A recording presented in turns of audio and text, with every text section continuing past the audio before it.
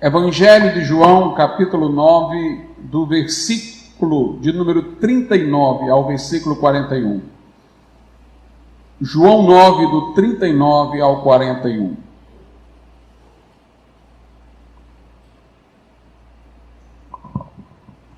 Diz assim a palavra do Senhor. E disse-lhe Jesus: Eu vim a este mundo para juízo, a fim de que os que não veem, vejam, e os que veem sejam cegos. E aqueles dos fariseus que estavam com ele, ouvindo isto, disseram-lhe: Também nós somos cegos? Disse-lhes Jesus: Se fosseis cegos, não teríeis pecado, mas como agora dizeis, vemos, por isso o vosso pecado permanece. Podeis assentar. Sempre que Jesus Cristo operava uma cura, ele tomava aquele momento, aquele episódio, aquela restauração física, como uma ilustração, uma metáfora para alguma verdade espiritual. Nós sabemos que quando ele multiplicou pães e peixes, ele também em seguida disse à multidão: Eu sou o pão que desceu dos céus. O pão que eu dou pelo mundo é a minha carne, quem de mim se alimenta, por mim viverá. Sabemos que quando ele ressuscitou Lázaro, ele disse: Eu sou a ressurreição e a vida, e quem crê em mim, ainda que esteja espiritualmente morto, viverá. Mas aqui nós vemos Jesus fazer isso depois de ter restaurado a vista a um cego de nascença, o que, como se diz, até então não se ouvira falar. E Jesus aproveitou aquele momento em que curou o cego e os fariseus procuravam contestar, para fazer esta afirmação: Eu vim a este mundo para juízo, para julgamento, a fim de que os que não veem vejam. E ele se referia àqueles que desconheciam a palavra, aqueles que muitas vezes estavam excluídos socialmente, desprovidos de informação, não só dentre os judeus, mas maximamente dentre os gentios, que não conheciam uma revelação. Eu vim para que os que veem, vejam, possam ter o conhecimento, possam ter seus olhos abertos, possam conhecer a verdade. E os que veem, na verdade, os que se julgavam como vendo, como os fariseus, os que tinham acesso ao documento pelo qual poderiam ver a Bíblia, mas que por sua indisposição não viam, para que esses que apenas que presumem ver, fiquem confundidos, fiquem cegos, fiquem sem ter como explicar a situação, porque os fariseus estavam sem ter como explicar como Jesus, que eles desqualificavam, havia curado um cego de nascença. Eles não sabiam o que dizer, estavam confusos com isso. E a Bíblia diz que quando os fariseus ouviram isso, entenderam que se lhes estava fazendo alguma menção, eles disseram: Também nós somos cegos, por nos estar incluindo entre os cegos. E Jesus disse: Se fosseis cegos, não teríeis pecado. O que Jesus quer dizer é o seguinte: o ato de vocês contra mim, esta resistência de vocês a mim, não seria pecado se vocês fossem cegos, se vocês não tivessem como saber quem eu sou. Se vocês fossem ignorantes, então se poderia dizer que isto não era um pecado. Mas vocês mesmos sustentam, nós vemos. Vocês admitem que têm o conhecimento revelado de Deus, e vocês, entretanto, me rejeitam. Então, o vosso pecado permanece. O vosso pecado continua. Meus amados irmãos, nessa noite eu me propus a falar sobre Jesus e os fariseus, porque há uma caricatura que a sociedade ocidental criou dos fariseus que está equivocada, conforme nós iremos ver. Por incrível que pareça, não sei se por uma influência do catolicismo ou do sentimentalismo, as pessoas têm uma ideia, uma representação mental, pelo menos em muitos aspectos, equivocada em relação aos fariseus. E tem também uma representação, pelo menos em grande parte equivocada, em relação à pessoa de Jesus. Como é que as pessoas imaginam os fariseus de Jesus? Elas imaginam Jesus como um meigo nazareno, sempre receptivo, nunca confrontador, um Jesus que não falava em juízo, não falava em condenação, se manifestava apenas acolhedor, um Jesus de certo modo até efeminado, na versão que alguns lhe dão. E imaginam os fariseus como pessoas grosseiras, antipáticas, estraga prazeres. É assim que nós vemos a representação das coisas em relação a Jesus e os fariseus. Mas vamos ver o que a Bíblia diz, vamos ver como realmente eram os fariseus e como era Jesus, particularmente em relação a eles. Em primeiro lugar, eu quero dizer que os fariseus não eram os antipáticos que se imagina. Não eram grosseiros no falar. Pelo contrário, eles eram extremamente polidos. Mas, pastor, eles não julgavam os outros. Se você prestar atenção, você não os vê, exceto no caso da cura do cego, quando eles dizem que Jesus é um pecador, mas você não os vê julgar severamente a Jesus diante dele. Até quando eles afirmam que Jesus é pecador, eles o fazem, dizendo isso à família do cego que fora curado, mas eles não chegam a Jesus e dizem: você é um pecador, você é isso, você é aquilo. Eles não ofendem as massas. Sempre que nós os vemos falar com Jesus, eles são polidos. Note que quando Jesus fala: eu vim para que os cegos vejam e os que veem fiquem cegos, eles não explodem, eles fazem uma pergunta: nós estamos entre os cegos? Eles eram pessoas educadas, refinadas. Eles julgavam os outros, mas eles julgavam os outros entre eles, conversando dos outros como se eles fossem superiores e pudessem fazer uma análise de como os outros são. Mas quando eles estavam na presença dos outros, a quem julgavam entre eles, eles não eram ofensivos. Eles não lançavam palavras duras, palavras desconfortáveis. Eles julgavam os outros entre eles, das conversas entre eles, porque eles se sentiam uma elite intelectual, uma elite espiritual. Mas eles não, por isso, desciam ao padrão da grosseria com os outros. Por exemplo, lá em João, no capítulo de número 7, a Bíblia diz assim, a partir do versículo de número 47... até o 53. Responderam-lhes, pois, os fariseus: também vós fostes enganados? Eles estão falando aos soldados que foram enviados para prender Jesus e não o haviam prendido. Na verdade, haviam sido enviados não exatamente por eles, mas pelos sacerdotes e alguns deles. E eles, quando os soldados voltaram sem ter prendido a Jesus, fizeram essa pergunta: vocês também foram enganados por ele? Versículo 48, creu nele porventura algum dos principais ou dos fariseus? Note como é uma maneira polida.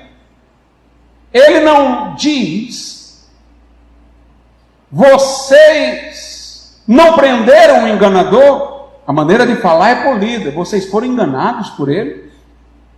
Eles não começam a falar da pessoa de Jesus, qualificando-o com estigmas grosseiros. Eles perguntam aos sacerdotes: algum fariseu creu nele? Algum dos principais do povo? Versículo 49, mas esta multidão que não sabe a lei é maldita. Note, ele está falando da multidão, mas ele está falando da multidão com um soldado que não se considera parte da multidão. Eles não iam à multidão e diziam: vocês são malditos. Eles falavam entre si, estão falando aos soldados que não se contam entre a multidão. Eles estão tentando dar a entender para aqueles soldados que Jesus não é alguém de valor, senão algum fariseu tinha crido nele, senão algum sacerdote tinha crido nele, que os que seguiam Jesus eram uma multidão ignorante, que não sabia a lei. Mas você percebe que não há uma agressão, uma ofensa, como alguém que está irritado e começa a dar nomes grosseiros a Jesus.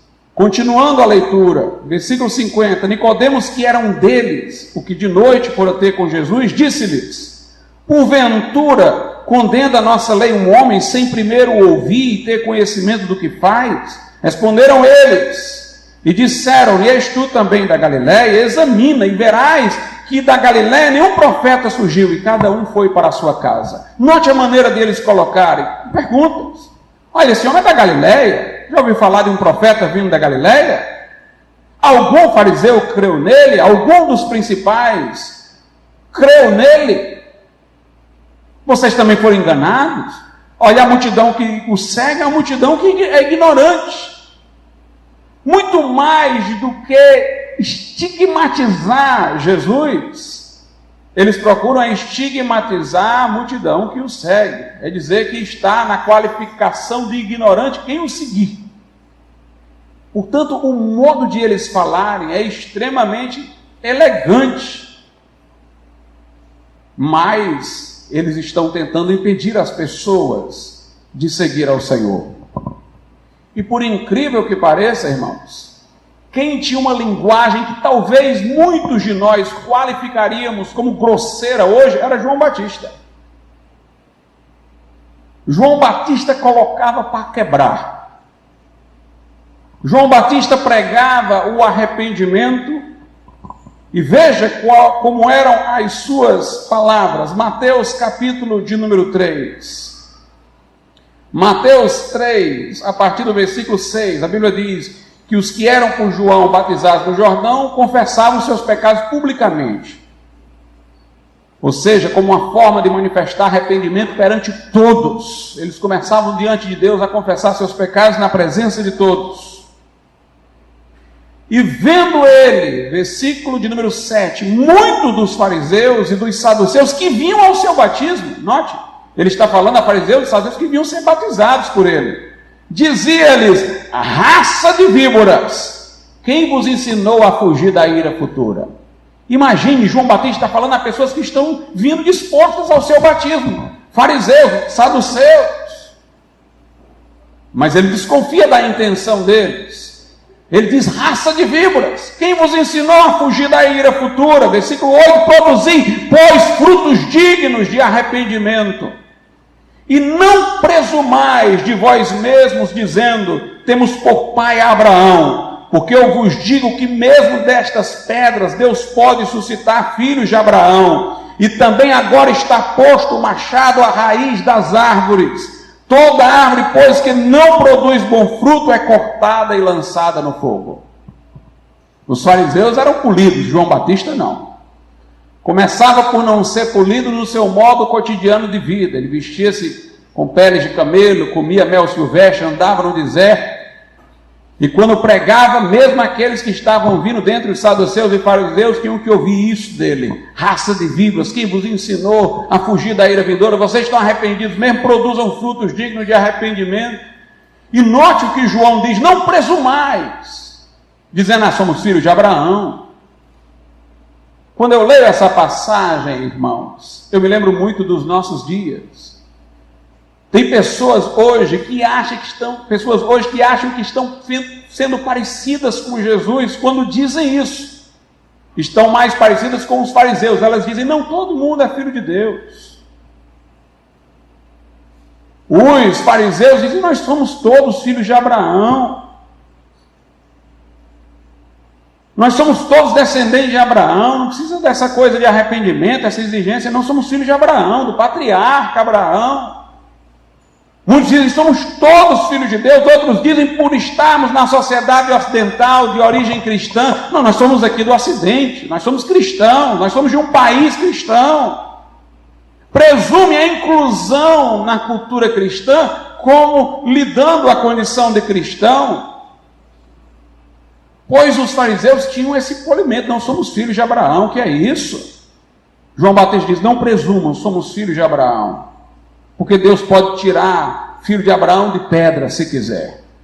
O machado está posto à raiz, quem não der fruto vai ser cortado e lançado no fogo. Nós vemos uma coisa semelhante em Jesus. Jesus parece, na nossa avaliação talvez, extremamente indelicado, quando em João capítulo 8 ele diz coisa parecida. João 8 é um diálogo com os fariseus também, João capítulo de número 8, a partir do versículo 38. Jesus diz, eu falo do que vi junto de meu Pai. E vós, ele aponta para os fariseus e diz, e vós fazeis o que também viste junto de vosso pai. Responderam e disseram, nosso pai é Abraão. Nós, como eles são elegantes, nosso pai é Abraão. Jesus disse-lhe, se fosseis filhos de Abraão, farias as obras de Abraão. Mas agora procurais matar-me a mim, homem que vos tem dito a verdade de Deus, que de Deus tem ouvido. Abraão não fez isto. Vós fazeis as obras do vosso pai. Disseram-lhe, pois, nós não somos nascidos de fornicação, temos um pai que é Deus. Que é isso, Jesus? Nós somos filhos de Deus. Note, eles não estão ofendendo Jesus, embora por trás procuravam matá-lo, mas eles eram delicados na fala. Versículo 42, disse-lhes, pois, Jesus, se Deus fosse o vosso pai, certamente me amaríeis, pois que eu saí e vim de Deus, não vim de mim mesmo, mas Ele me enviou. Por que não entendeis a minha linguagem? Por não poderdes ouvir a minha palavra? Vós tendes por pai ao diabo, e quereis satisfazer os desejos de vosso pai. Ele foi homicida desde o princípio, não se firmou na verdade, porque não há verdade nele. Quando ele profere mentira, fala do que lhe é próprio, porque é mentiroso e pai da mentira. Quando você vê esse diálogo, comparado com as caricaturas de hoje, alguns talvez imaginariam que Jesus é que era o fariseu, porque ele falava duramente. E os fariseus é que pareciam os meigos, os polidos naquela história. Se você observar, os fariseus, em vez de confrontarem Jesus, ofendendo-o, procuravam testá-lo. Mas enviavam pessoas delicadas. Mestre, como é esse negócio aqui? Nós devemos pagar tributo a César? Note a maneira como eles faziam, com artimanha, mas sempre polidos. Devemos pagar tributo a César? Jesus percebia que estava sendo testado, dizia, de quem é a imagem na moeda? É o símbolo de quem? De César, pois dai a César o que é de César e a Deus o que é de Deus. Mestre, com que autoridade tu estás fazendo estas coisas? Jesus disse, eu respondo, depois que vocês me responderem, o batismo de João Batista era do céu ou da terra? Aí eles têm um colóquio, se dissermos que é do céu, ele vai nos perguntar, por que vocês não se batizaram? Se nós dissermos que é da terra, o povo se levanta contra nós, porque quer bem a João Batista. Nós, como eles eram estratégicos, eles não queriam estar em condição ruim com o povo, eles queriam agradar o povo, eles eram polidos. Eles dizem para Jesus, como se fossem humildes, nós não sabemos. Jesus diz, pois eu também não respondo com que autoridade eu faço estas coisas. Jesus, irmãos, era mais autêntico, como João Batista era mais autêntico, e confrontavam. Os fariseus eram, como eu disse, delicados, eram cheios de artimanhas, porque eles se sentiam uma elite, eles eram polidos, eles eram sofisticados. Eu não estou dizendo com isso que nós estamos justificados para sair por aí confrontando as pessoas de maneira abusiva. Observemos que João Batista fez isso sob a direção de Deus. Ele pregava em uma multidão, estava indo ao deserto e se convertendo. Apesar de duro, ele não as estava afastando, mas as estava trazendo, porque ele estava sob a unção de Deus. Jesus também era duro, mas ele tinha, pelo Espírito, discernimento do que estava no coração daqueles homens. E Jesus era duro com os fariseus, que eram hipócritas. Nós vemos Jesus extremamente acolhedor com os pecadores, com aqueles que não faziam parte dessa elite, com aqueles que os fariseus consideravam a multidão ignorante que não sabe a lei. Assim ele perdoou a prostituta que ia ser apedrejada. Ele foi estar com Zaqueu na sua casa, chamou Levi para segui-lo, aos discípulos pescadores.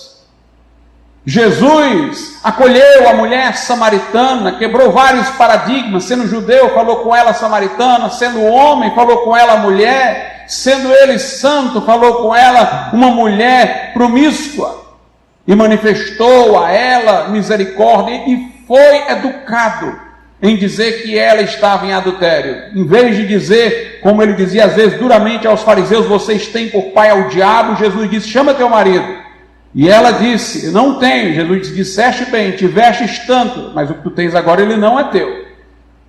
Note que Jesus não fala ofensivamente àquelas pessoas que já estavam em posição humilhada. Ele os acolhe, mas ele confronta os sofisticados, hipócritas daquela geração.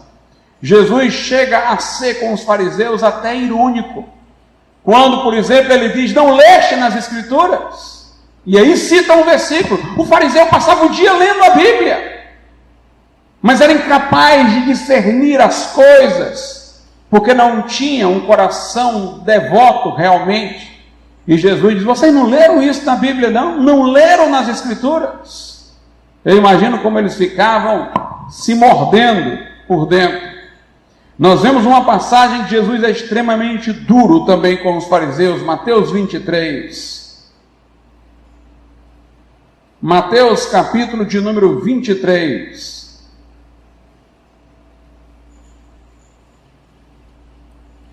Versículo 13. Mas ai de vós, escribas e fariseus hipócritas, pois que fechais aos homens o reino dos céus, e nem vós entrais, nem deixais entrar aos que estão entrando. Versículo 15. Ai de vós, escribas e fariseus hipócritas, pois que percorreis o mar e a terra para fazer um prosélito, e depois de o ter desfeito, o fazeis filho do inferno 2 vezes mais do que vós. Versículo de número 27 e 28. Ai de vós, escribas e fariseus hipócritas, pois que sois semelhantes a sepulcros. Note, sepulcros, vocês são bonitos por fora. Um sepulcro é bem adornado, um caixão é belo por fora. Eles eram polidos, sofisticados, mas as intenções eram maliciosas. Ai de vós, escribas e fariseus, porque sois semelhantes aos sepulcros caiados, que por fora realmente parecem formosos, mas interiormente estão cheios de ossos de mortos e de toda imundície. Assim também vós exteriormente pareceis justos aos homens, mas interiormente estáis cheios de hipocrisia e iniquidade. No versículo de número 33, Jesus diz, serpente, raça de víboras, como escapareis da condenação do inferno? Que palavras duras, irmãos, que Jesus usou contra aqueles homens. Eu vejo em grande parte este tipo de cinismo que há nos fariseus, no papado. Se você prestar atenção aos pronunciamentos do papado, eles são sofisticados, eles são delicados, mas eles escondem sempre uma verdade. Papa João Paulo II, por exemplo, foi divulgado que ele havia pedido perdão publicamente pela Inquisição, pelos erros da Igreja Católica no sentido de perseguir pessoas. Quando você olha o documento e o que ele realmente falou, ele diz assim: eu peço perdão por pessoas católicas que, sem autorização da igreja, perseguiram outras pessoas, fizeram mal. Ele não está, então, pedindo perdão pelo que a igreja oficialmente fez. Porque a igreja, para a visão católico-romana, não pode errar. Ele está pedindo perdão por aquilo que católicos isolados teriam feito sem autorização da igreja, mas divulga-se como se ele estivesse pedindo perdão pelos erros que a igreja cometeu. Nós percebemos toda uma simulação nas palavras, irmãos. Toda uma simulação nas palavras. No que tange a Galileu, que foi submetido a um processo na Inquisição, a Igreja Católica absolveu Galileu. Aí todo mundo diz: bem, ela naquele tempo condenou, mas agora se retratou porque absolveu, perdoou. Ora, se perdoou, considera ainda que ele errou. Se não, pelo que descobriu, que mostrou-se verdadeiro, por não ter se submetido à igreja. Porque você perdoa um culpado. Era a igreja que tinha que pedir perdão a Galileu, se fosse o caso. Mas aí ela diz que perdoou, absolveu Galileu, divulga-se como uma retratação, mas nunca ela está de fato se retratando. É sempre uma linguagem simulada. Os fariseus eram sofisticados, irmãos. Eles lançavam perguntas, eles não eram agressivos, mas Jesus é que ia direto para o confronto com eles. Falando dessa questão do papado, recentemente o que nós ouvimos falar foi um papa dizer assim: bem, Lutero foi um homem bem intencionado, mas ele cometeu o grande erro de se separar da igreja. E todo mundo está vendo, a igreja católica está reconhecendo que Lutero foi um homem bem intencionado. Apenas diz que ele cometeu o erro de se separar da igreja. E quem diz que Lutero se separou da igreja? Ele foi excomungado, irmãos. Ele foi expulso. Foi dito que ele podia ser morto onde fosse encontrado. Então, como é que ele foi bem intencionado e o seu erro foi sair da igreja? Se por sua boa intenção ele foi excomungado. Não foi ele que saiu, foi tirado.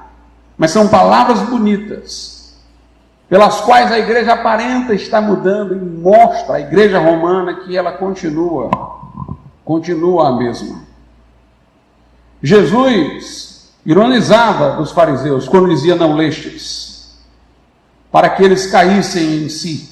Vamos ver em João capítulo 3, veja como um fariseu era polido e Jesus era direto. João capítulo de número 3, a partir do versículo 1. Havia entre os fariseus um homem chamado Nicodemos, príncipe dos judeus. Este foi ter de noite com Jesus e disse-lhe: Rabi, bem sabemos que és mestre, vindo de Deus, porque ninguém pode fazer estes sinais que tu fazes se Deus não for com ele. Será que alguém poderia ser mais polido do que esse aqui? O Nicodemo chegou para Jesus, um fariseu: Senhor, eu sei que tu é vindo de Deus, ninguém pode fazer o que tu fazes se Deus não for com a pessoa. Versículo 3, Jesus respondeu e disse-lhe: na verdade te digo que aquele que não nascer de novo não pode ver o reino de Deus. Jesus não disse: obrigado, Nicodemos. Tudo bem. Era Nicodemos elogiando Jesus, disse: olha, se você não nascer de novo, não pode entrar no reino de Deus. Quando Nicodemos disse que não entendeu, Jesus disse: tu és mestre em Israel e não sabe dessas coisas? É um mestre da religião e não sabe do que eu estou falando? Aparentemente quem estava sendo grosseiro, se fosse o caso, era Jesus. O outro era polido, Mas sabe por que ele estava tão polido, elogiando tanto Jesus? Porque ele estava já se aproximando do Evangelho, estava entendendo que Jesus estava correto. Mas por vergonha dos seus colegas, ele foi ter com Jesus de noite para não ser visto. Aí compensou sua covardia com elogios. O elogio parecia um polimento de educação, mas era uma compensação pela culpa da covardia. E Jesus o interpelou direto. Tem que nascer de novo para entrar no reino de Deus. Eu não estou falando, entretanto, eu repito, que devamos ser inoportunos.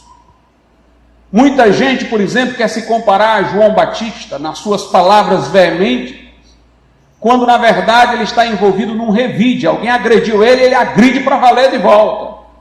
Aí ele diz, João Batista também disse raça de víbora, mas João Batista não falou em revide a uma agressão. Tem muita gente que quer se comparar inadequadamente a João Batista, ele está revidando, ele está cheio de rancor.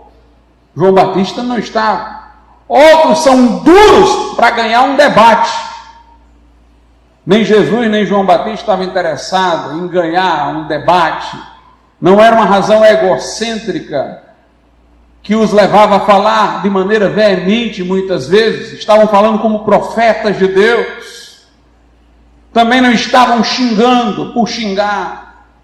Estavam desmascarando, sob a orientação de Deus, pessoas que estavam vivendo uma vida simulada. Durante a época da Reforma aconteceu uma coisa parecida. Lutero era um homem filho de camponês, era educado no campo, era muito rude. Quando ele se converteu ao Evangelho, e ele começou a protestar contra os erros da igreja romana, ele o fez com uma linguagem muito veemente. Era de sua natureza falar com aquela veemência. Inclusive, às vezes, ele até pediu perdão se exagerou, porque a sua linguagem era extremamente veemente. Havia um outro chamado Erasmo de Roterdã, era um sacerdote católico, que até se presumia que ele traria a reforma à Igreja Católica, porque ele começou o seu movimento antes de Lutero. Ele fazia críticas não doutrinárias à igreja, mas morais. Falava contra os padres que se embriagavam, que se prostituíam, papas que tinham filhos por relacionamentos impróprios. Mas Erasmo era extremamente elegante e educado. Ele usava a ironia, o sarcasmo, a sátira. Ele nunca falava diretamente. Quando Lutero começou a protestar contra os abusos da Igreja Católica, Erasmo escreveu apoiando. Mas quando Lutero começou com sua veemência a dizer que o Papa era o anticristo, a falar contra a idolatria, Erasmo temeu ser associado com Lutero e recuou. E ficou mais do lado da Igreja Romana e parou de confrontar a igreja e começou a confrontar o próprio Lutero. Ele ficou conhecido no século XVI como traidor da reforma. Era um homem educado, polido, via os erros da igreja, satirizava, ironizava de uma maneira que não evidenciava de quem ele estava falando, mas era sofisticado, era elegante. Não quis pagar o preço. Mas Lutero falou veementemente. Dentro daquele contexto, o Erasmo sofisticado parecia mais um fariseu, no sentido bíblico. E Jesus estava melhor representado na figura de Lutero. Outra coisa equivocada que nós vemos na caricatura é que imagina-se que os fariseus falavam o inferno, ameaçavam as pessoas com o inferno. E que Jesus era aquele acolhedor que dizia, não, Deus é bom, Deus é amor. Ninguém vai ser condenado. Tem até pessoas que dizem que há dois deuses do Antigo Testamento, o vingativo e o Deus do Novo, que é Jesus. Uma das primeiras heresias na história da igreja foi a heresia de Márcion, que dizia que existiam dois deuses, o do Velho e do Novo. Ele desprezou todo o Velho Testamento, que era uma divindade falsa e perversa. Que Jesus manifestou uma outra divindade boa, acolhedora, misericordiosa, de graça. E muitos leem a Bíblia desse jeito, mas estão equivocados. Meus irmãos, quem mais falou no inferno na Bíblia foi Jesus. Muito mais do que todos os profetas do Velho Testamento. O Velho Testamento fala pouco no inferno. mais do que todos os apóstolos, mais do que todas as epístolas. Foi Jesus quem falou no inferno. O que mais sabemos sobre o inferno vem das palavras de Jesus. Nós, quando lemos o Velho Testamento, vemos Deus agir em juízo com mais imediatez. Ele destrói Sodoma e Gomorra, ele envia o dilúvio, ele envia exércitos para julgar uma nação, mas aquilo comparado ao inferno não é nada. Não é nada.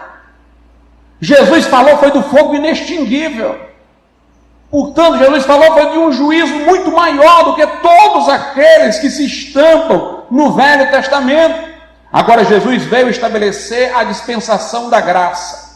Esse é o momento em que Deus está sendo misericordioso com a humanidade, apresentando o Evangelho.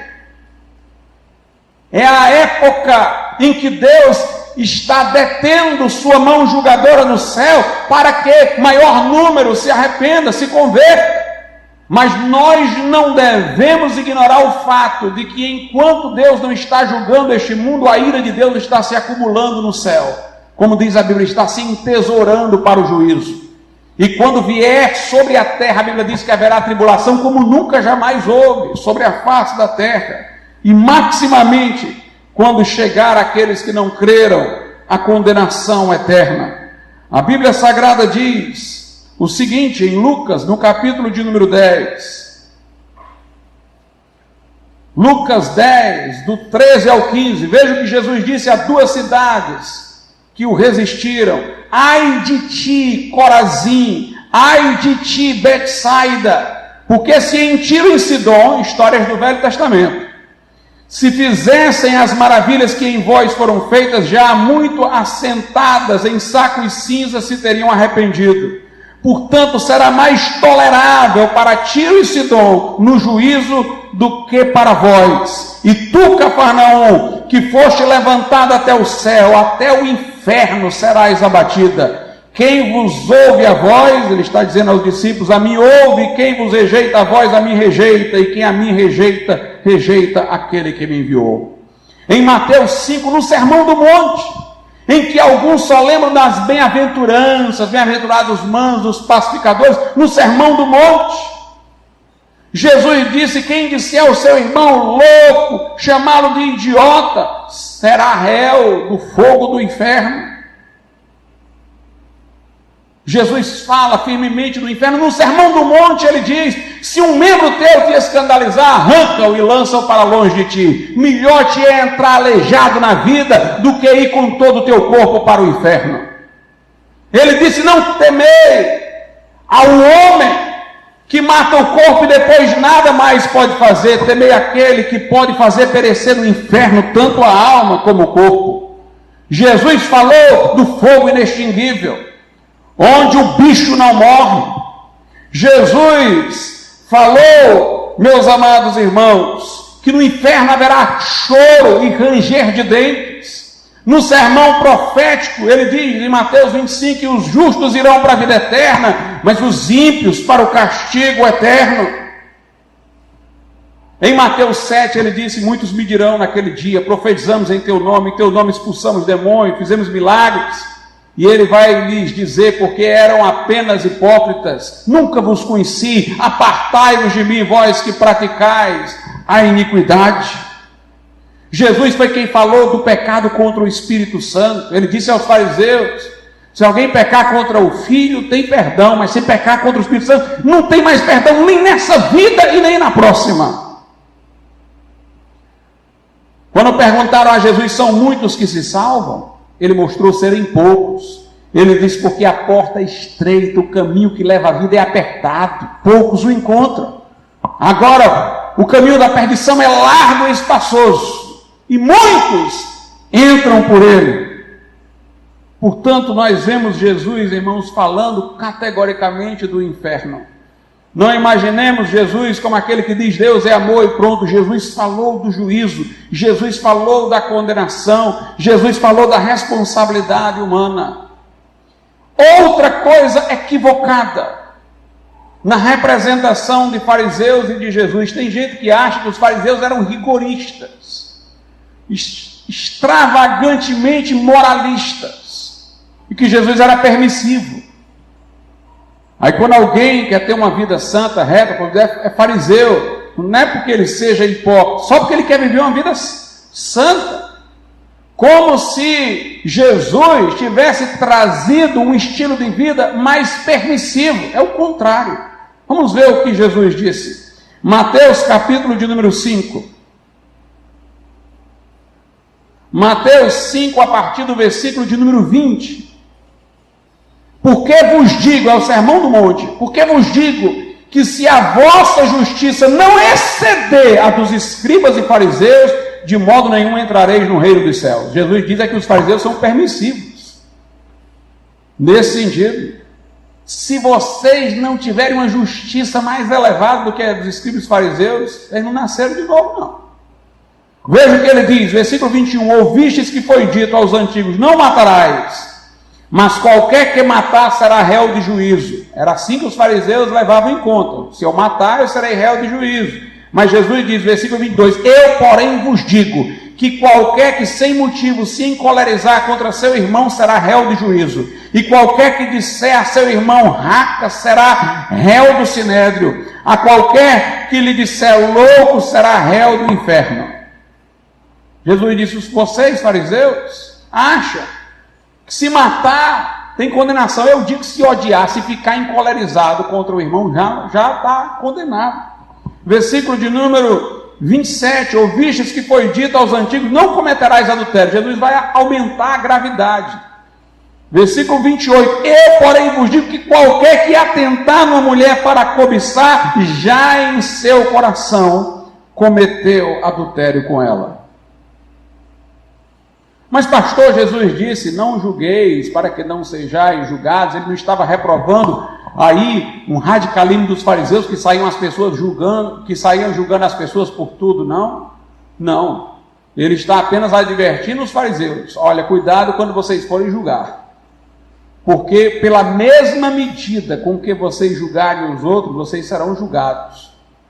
Essa expressão de Jesus, não julgueis para não serem julgados, não quer dizer que a gente não vai julgar, não, que a gente julga, inevitavelmente, é da natureza humana fazer julgamentos. Eu preciso fazer julgamentos até porque me são necessários. Eu tenho duas pessoas aqui. Uma eu tenho que escolher como uma pessoa que vai comigo para o local. E tenho que fazer julgamentos. Se ela sabe o caminho, se ela é melhor companhia.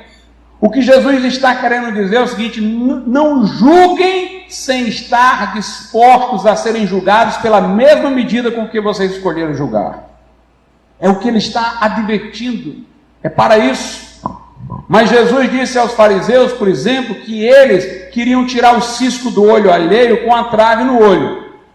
Jesus disse a eles, olha, vocês não deveriam tirar o cisco do olho do outro, não. Não, Jesus disse, tira primeiro a trave do teu olho e depois vai tirar o cisco do olho. Jesus não está diminuindo, não. Jesus não está dizendo, não, está vendo o cisco do outro, deixa para lá. Não, tu vai tirar o cisco dele, mas primeiro tira a trave do teu. Ele está mandando é fazer mais alguma coisa do que os fariseus imaginavam. Em Mateus, no capítulo de número 23, veja o que Jesus disse aos fariseus. Mateus 23. Ai de vós, escribas e fariseus hipócritas, pois que dizimais a hortelã, o endro e o cominho, e desprezais o mais importante da lei, o juízo, a misericórdia e a fé. Deveis, pois, fazer estas coisas e não omitir aquelas. Jesus diz, vocês dão o dízimo fielmente, mas vocês não têm no coração justiça, misericórdia e fé. O que é que eu digo? Faça uma coisa e não esqueça da outra. Dê o dízimo e tenha no coração justiça, misericórdia e fé. Jesus está aumentando e não subtraindo. Aqui no versículo de número 25, ele diz, ai de vós, escribas e fariseus hipócritas, pois que limpais o exterior do copo e do prato, mas o interior está cheio de rapina e de intemperança. Fariseu cego, limpa primeiro o interior do copo e do prato, para que também o exterior fique limpo. Jesus não está dizendo, olha, vocês exteriormente são justos, interiormente são sujos, cuide só do interior e esqueça do exterior. Jesus não está dizendo isso. Jesus diz, ó, limpa o interior primeiro e depois o exterior vai ficar limpo também. Jesus está dizendo, vocês só fazem uma coisa, são duas. Interessante que naquela época a religião farisaica era uma religião cívica, da nação, social, portanto. Então eles valorizavam muito o exterior. Era uma religião comunitária, então eles levavam em conta muito como eles eram vistos pelo restante da comunidade. Aí eles procuravam fazer a coisa exteriormente direita. Eram cobrados uns dos outros, mas interiormente eram ímpios. Hoje em dia é o contrário. Hoje em dia nós vivemos numa época que predomina a religiosidade mística, que não é comunitária, é individual. Meu Deus é assim. Para mim Deus é assim. Cada um, no seu subjetivismo individual, quer ter sua concepção própria de Deus. Nessa geração é o contrário. As pessoas querem valorizar só a interioridade, a subjetividade. Aí dizem o que importa é só o coração.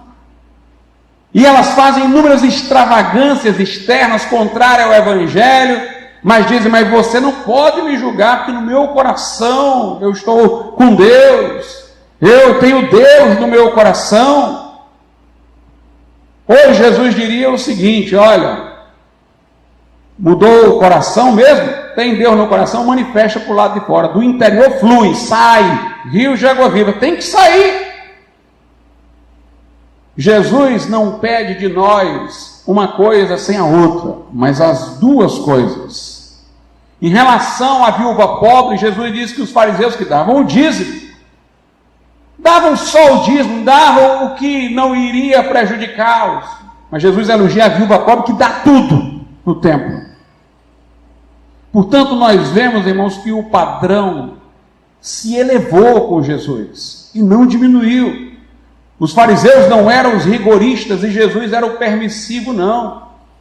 Os fariseus eram liberais aos olhos de Jesus, que tinham um padrão muito mais elevado. Agora, obviamente, nós todos somos pecadores, incapazes de atender absolutamente o padrão que Jesus nos estabeleceu, mas nós podemos viver pela graça de Deus, nos aproximando desse padrão. Nós não somos salvos por nossas obras. Somos salvos através da graça de Deus mediante a fé.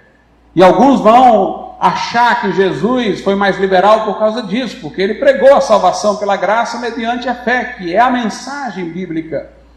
Ele falou de um fariseu que entrou no templo e se gloriava de que dava o dízimo, de que jejuava 2 vezes por semana, até se comparava. Note, a religião dele era socializada, não era interior, aí ele se comparou com o publicano. Eu não sou como este publicano aqui, eu faço isso, eu faço aquilo. Mas o publicano batia no peito, e eu não ousava levantar o rosto ao céu, e dizia a Deus, sê propício a mim que sou pecador. Apelava para a propiciação feita por Jesus Cristo. E diz a Bíblia que o fariseu saiu do templo condenado, mas o publicano saiu justificado. Nós somos salvos pela graça mediante a fé, justificados pela graça mediante a fé. Mas note como foi a representação daquele pecador, de um homem contrito. Um homem contrito é um homem que leva o pecado a sério. A fé salvadora não existe sem o arrependimento. Jesus dizia, arrependei-vos. João Batista dizia, arrependei-vos. Pedro no Pentecostes dizia, arrependei-vos. A fé pela qual somos salvos não é só um assentimento intelectual, a admissão de uma doutrina. Tem uma infraestrutura moral, a contrição, o arrependimento. Você se abominar no pó e na cinza por aquilo que praticou em transgressão aos mandamentos de Deus, logo supõe-se daquele que se arrependeu que ele queira mudar. A palavra arrependimento significa mudança de mentalidade. Você agora tem uma nova mentalidade onde você não quer se deleitar no pecado, você quer obedecer a Deus. Portanto, tem que haver mudança de vida. A fé salvadora é representada em Gálatas, capítulo de número 5, como a fé que opera pelo amor. Paulo diz, em Cristo Jesus não vale a circuncisão nem a incircuncisão, mas sim a fé que opera pelo amor. Quer dizer que a fé salvadora é uma fé que faz você amar Jesus. Não é só uma coisa intelectual, é uma fé que cativa o coração, que inflama os afetos. Por isso que Paulo diz: se em teu coração creres, não com a tua cabeça meramente, mas em teu coração, vem de dentro a fé salvadora. Onde há a verdadeira fé, há não apenas um amor por Jesus, há um deslumbramento com Jesus. Em Filipenses capítulo 3 nós conhecemos a passagem.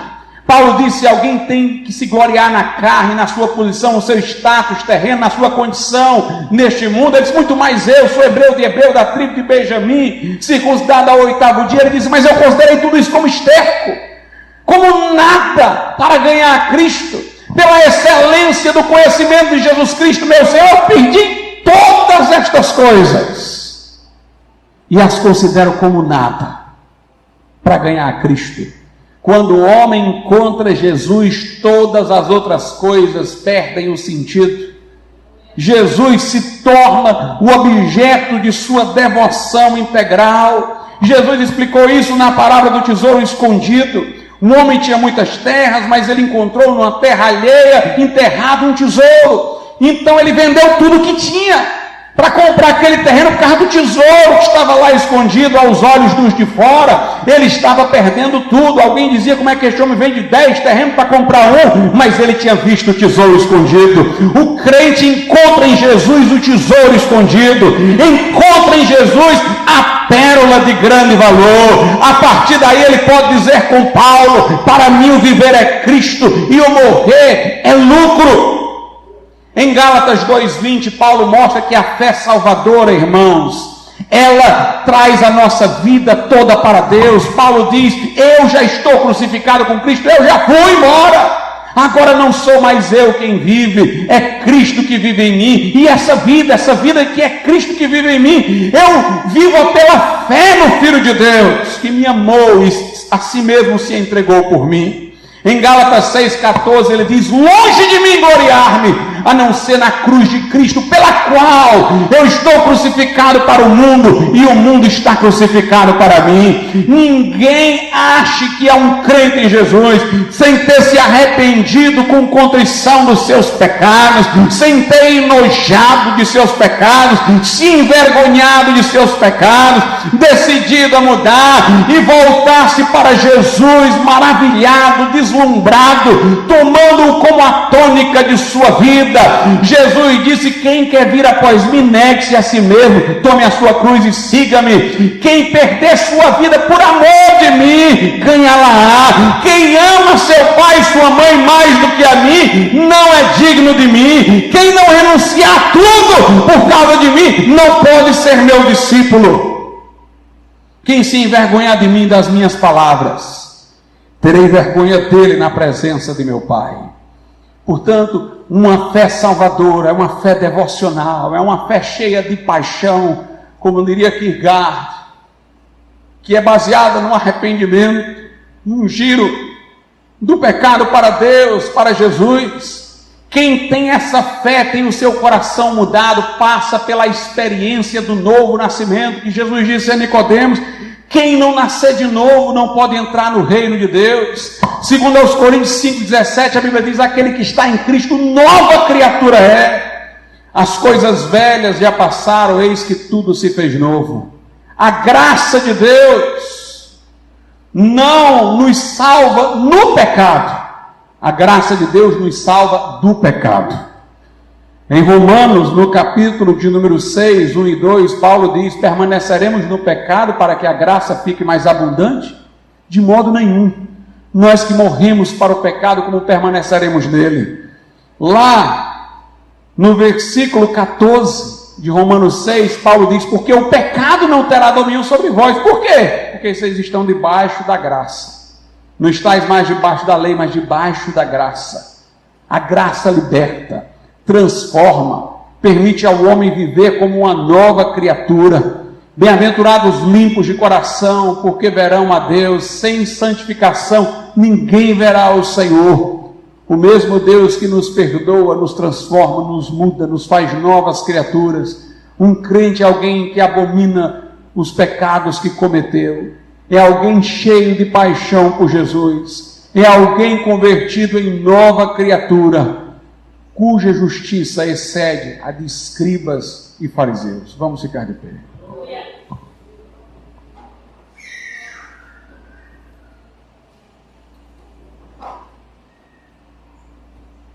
Santo Deus e nosso Pai, graças te damos por tua palavra verdadeira, poderosa e eficaz. Aplica aos nossos corações hoje aqui, Senhor, para que entendamos quão necessário é, Pai, que nos distingamos dos fariseus, nos tornando genuinamente cristãos, pelo arrependimento sincero, pela fé, meu Deus, tomada de paixão por Jesus, por um coração transformado que só Deus, em sua graça, pode nos conceder, e o perdão que nos é dado pelo seu sangue. Fala aos corações aqui presentes, desperta os que estão adormecidos, ó Pai. Desperta para uma vida mais santa, mais voltada para o Senhor, agradável aos teus olhos, em nome de Jesus. Amém. Nessa noite eu pergunto, se há alguém aqui que diz: pastor, eu ainda não entreguei meu coração a Jesus Cristo como meu Salvador. Ou talvez você diga: eu estou desviado, eu estou afastado do caminho do Senhor e quero me reconciliar com Deus nessa noite. Levante a sua mão e nós queremos orar por você. Se houver alguém, não perca esta oportunidade de tomar esta decisão. Há alguém hoje aqui? Se não, podeis assentar, irmãos, nesse momento.